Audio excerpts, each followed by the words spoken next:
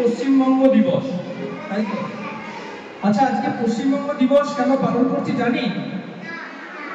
তাহলে আমি বলি একটু ছোট করে।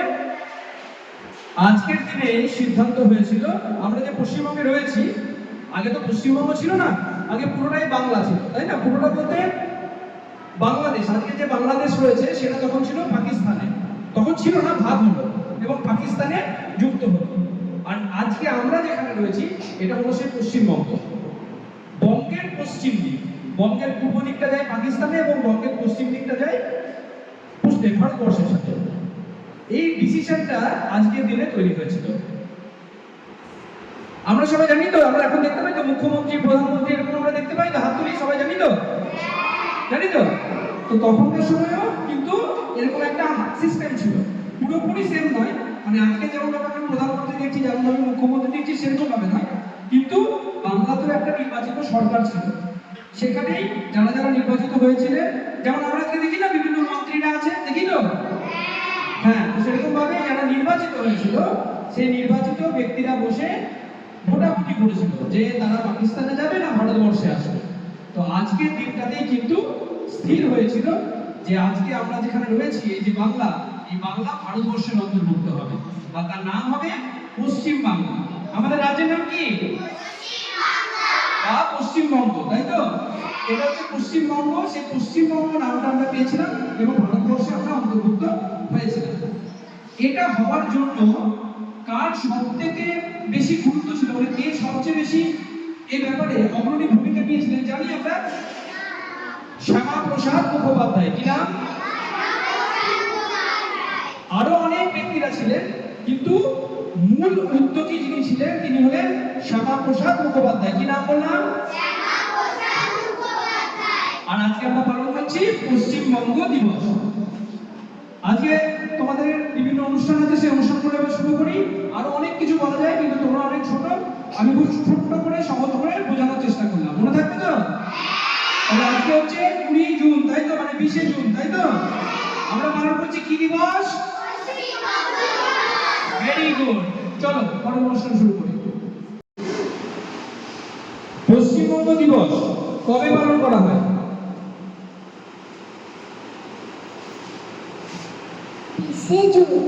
20 জুন সঠিক উত্তর। সবাই হাততালি দাও।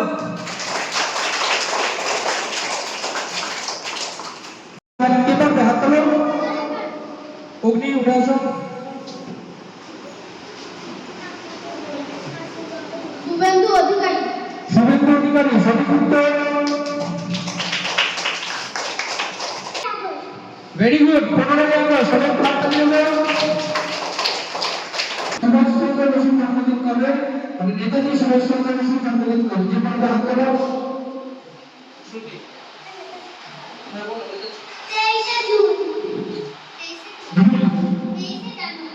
23 জানুয়ারি। চলো সবাই হাততালি দাও।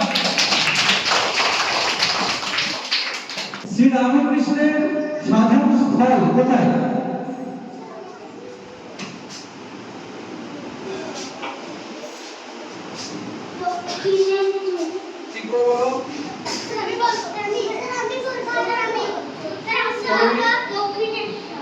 হ্যাঁ, সঠিক উত্তর দক্ষিণেশ্বর। এর পরের প্রশ্ন, মালদা জেলা, আগে থেকে হাত তুলতে হবে না, আমি প্রশ্নটা করি। মালদা জেলা কোন ফলের জন্য বিখ্যাত?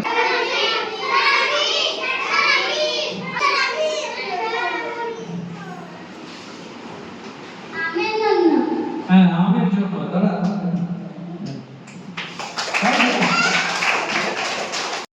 আজকে ছোট কালকে হবো বড়, জ্ঞানের আলোয় আলোকিত, হাতটা ধরে ধরে লা লা লা লা লা। আদর্শ ছেলে কুসুম কুমারী দাস, আমাদের দেশে হবে সেই ছেলে কবে, কথায় না বড় হয়ে কাজে বড় হবে। আছে বুকে বল, তেজে ভরা মন, মানুষ হইতে হবে তার কোন, বিপদ আসলে কাছে হও ভগবান, নেই কি শরীরে তব রক্ত মাংস প্রাণ, হাত পা সবারই আছে নিচে কেন ভয়, চেতনা রয়েছে যার সে হৃদয়ের রায়। ভারত লক্ষ্মী উঠো আজি জগত জনপূজা,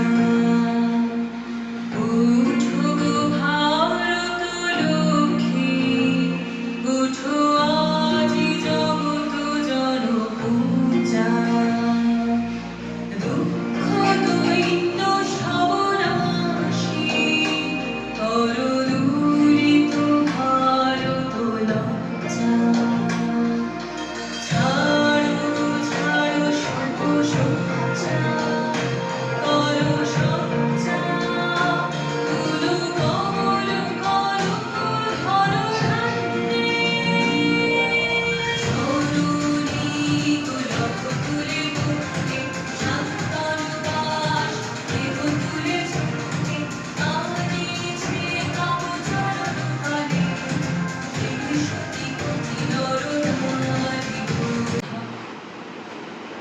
তেরানা পতাকা ওড়ে নিশান, বাতাসে বাতাসে বাজে নিশান, কণ্ঠে এগিয়ে যাবার গান করেছি উচ্চারণ, বন্দে মাতরম,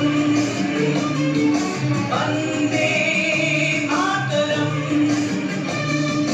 তেরানা পতাকা ওড়ে নিশান, বাতাসে বাতাসে বাজে নিশান, কণ্ঠে এগিয়ে